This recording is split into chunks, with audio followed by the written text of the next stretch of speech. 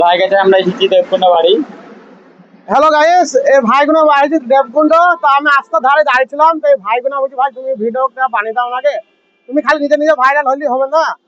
তা যাই হোক, এই ভাইদের তরফ থেকে তো আমি ভাইরাল অ্যাকচুয়ালি।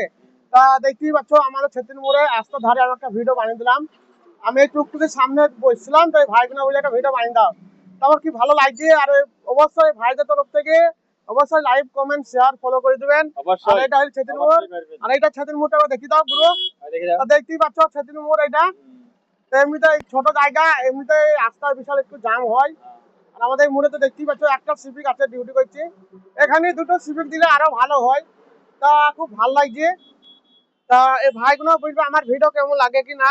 খুবই ভালো লাগে। খুবই ভালো লাগে, লাইক কমেন্ট শেয়ার আমরা ভিডিও পেলে করি আমরা। তো এই ভাইদের বাড়ি দেবকুণ্ড। আর দেবকুণ্ডতে আমার যাওয়ার কথা ছিল না, একটা বিয়ে ছিল হ্যাঁ আজকে। তা আমি বিশাল একটু খিচি মধ্যে যাওয়া হইলো না।